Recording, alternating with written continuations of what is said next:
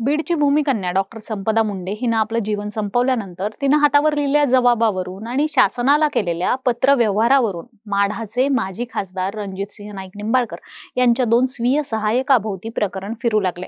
त्यावरून माजी खासदार निंबाळकर यांच्यावरही संपदा मुंडेंच्या कुटुंबियांकडून आरोप केला जातोय। तू बीडची असल्यामुळेच आरोपीला फिट प्रमाणपत्र देत नाहीस का, असं रणजितसिंह नाईक निंबाळकर यांनी स्वीय सहाय्यकाच्या फोनवरून विचारल्यानंतर डॉक्टर संपदा मुंडे ह्या मानसिकरित्या खचल्या होत्या। पण आता नाईक निंबाळकर यांच्या बाबतीत आणखी एक मोठं आणि नवं प्रकरण पुढे येते, ते म्हणजे मराठवाड्यातील अग्रगण्य द कुटे ग्रुप संपवण्यात रणजितसिंह नाईक निंबाळकर यांचा मोठा वाटा असल्याचं बीडमध्ये बोललं जातंय। कुटे ग्रुप आणि निंबाळकरांमध्ये काय व्यवहार होता, ज्या व्यवहारानंतर कुटे ग्रुप कोसळण्यास सुरुवात झाली, हेच आपण या व्हिडिओतून पाहूया। नमस्कार, मी अनुजा आणि तुम्ही पाहताय कार्यारंभ। अर्चना कुटे आणि सुरेश कुटे या दोघा पती पत्नीनं द कुटे ग्रुपची मोठ्या कष्टानं उभारणी केली होती। शिवाय ज्ञानराधा मल्टीस्टेटची देखील त्यांनी स्थापना करून कुटे ग्रुपला आर्थिकरित्या सपोर्ट मिळवून दिला होता। ज्ञानराधामध्ये ठेवीदारांच्या जवळपास 4.5 कोटी रुपयांच्या ठेवी देखील होत्या।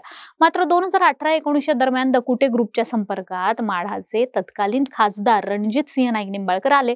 त्यांनी त्यांच्याकडील स्वराज डेअरी नावाचा फलटण आणि तिसगाव येथील प्लांट द कुटे ग्रुपला घेण्याची विनंती केली। कुटे ग्रुपने देखील या खरेदीत रस दाखवला। त्यांचा 2019च्या सुमारास अंदाजित 1000 कोटी रुपयांमध्ये हा व्यवहार देखील पूर्ण झाला। कुटे ग्रुपने या डेअरीचा ताबा घेतल्यानंतर रणजितसिंह नाईक निंबाळकर यांच्याकडे या डेअरीचे देणेदार चक्रा मारायला लागले।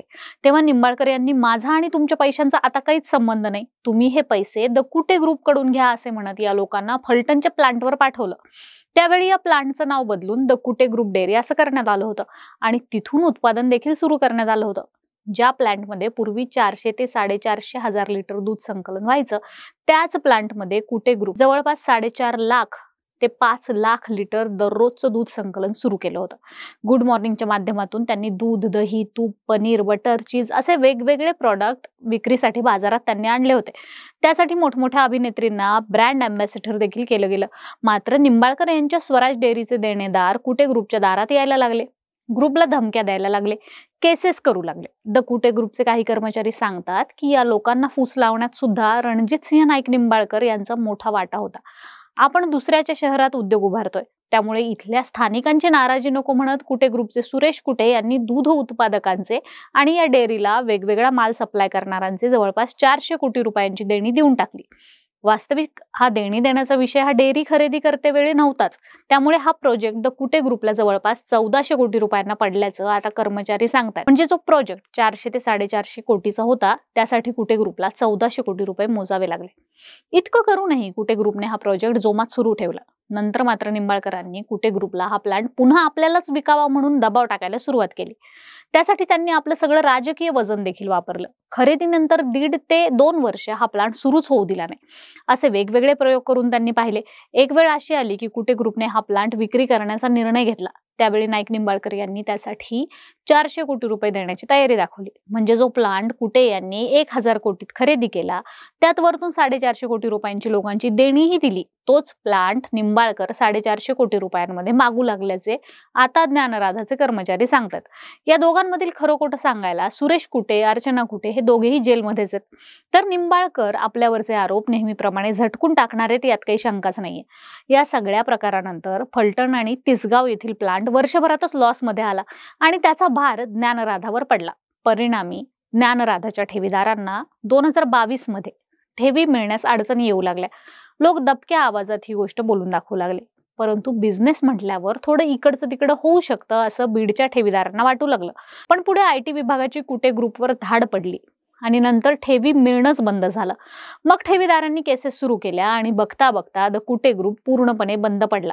आता ठेवीदारांचे 450 कोटी रुपये ज्ञानराधामध्ये अडकून पडलेत। सुरेश कुटे गेल्या 2 वर्षांपासून आणि अर्चना कुटे 1.5 महिन्यांपासून बीडच्या जेलमध्ये, त्यामुळे ठेवीदारांच्या ठेवी मिळण्याचा मार्ग सध्या तरी बंद झालाय।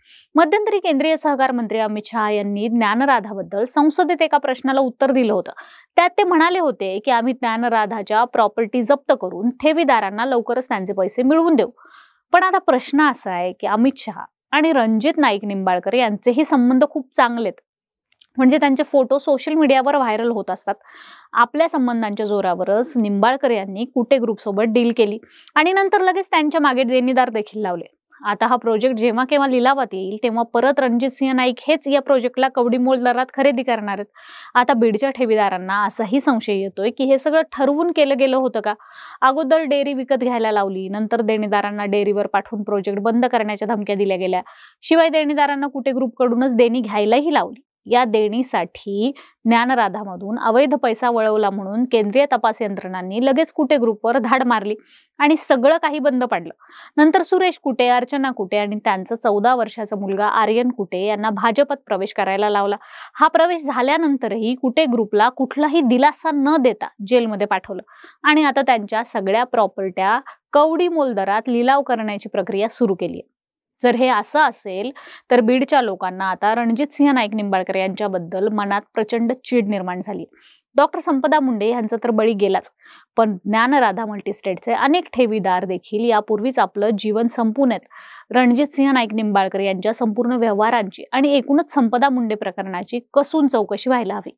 परंतु रणजितसिंह नाईक निंबाळकर हे अमित शहांच्या जवळचे असल्याने अशी चौकशी होणे शक्य वाटत नाही. त्यातच काल फडणवीसांनी फलटणमध्ये येऊन एक प्रकारे चौकशीपूर्वीच रणजितसिंह नाईक यांना क्लीन चिट देऊन टाकली आहे. प्रकरणात आरोपींची कोठडी, त्यांचे जबाब, नातेवाईकांचे जबाब, प्रत्यक्षदर्शीचे जबाब, तिच्या सहकाऱ्यांचे जबाब हे सगळं होण्यापूर्वीच राज्याच्या गृहमंत्र्यांनी रणजितसिंह नाईक निंबाळकर यांना क्लीन चिट देणं योग्य आहे का? बाकी या माहितीबद्दल तुमची मतं आम्हाला कमेंट्स बॉक्समध्ये नक्की सांगा. व्हिडिओला जास्तीत जास्त शेअर करा, लाईक करा आणि कार्यारंभ चॅनलवर नवे असाल तर सबस्क्राईब करायला विसरू नका. धन्यवाद.